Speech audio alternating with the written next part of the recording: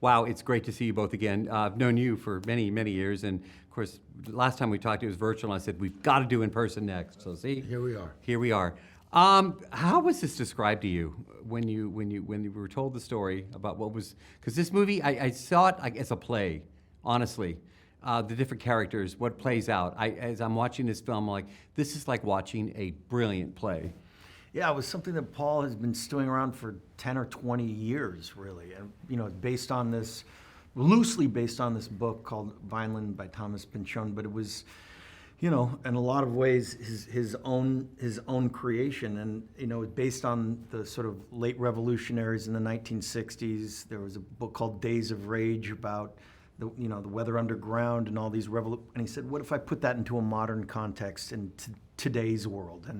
And what is extremism on both ends? And so at the center, you have this, you know, sort of washed up revolutionary that's trying to raise a daughter that wants to be disconnected from the entire world. And he's trying to relate to his daughter, and then he can't remember, he's too stoned to remember the password. And that's what propels this sort of, you know, very flawed protagonist forward. And I just love that concept that Paul came up with. I love the entire cast, but I got to tell you right now, if I was going to spend the day with any two characters, it'd be Sensei and Bob.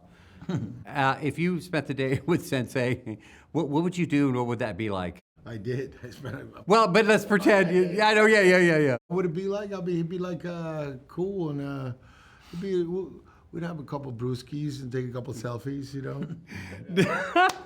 That's exactly what I was thinking when I saw this. Okay, you all filmed in a place where I was born. This is what I was mentioning earlier. I was born in El Paso. Oh, okay. And you all keep nothing happens in El Paso, by the way. So this is the talk of the town. I mean, I could say that I'm from there, but you love El Paso. You keep great. Talking about it. It was great. El Paso was great. We had a great time. We went to see the Chihuahuas play.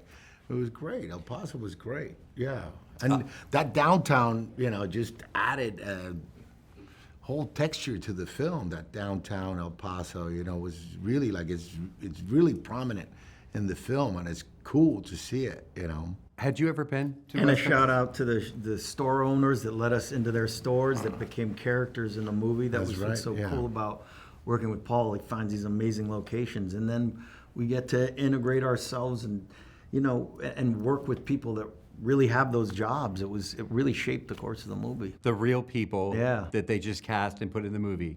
Yeah. That's really cool. I'm going to show this interview to my family who lives in El Paso still. Yeah. What you mentioned the parallels of today with the storyline, and you're not going to get too deep, but it does, for a story that was around years ago, like you said, it does parallel. Just your thoughts on that.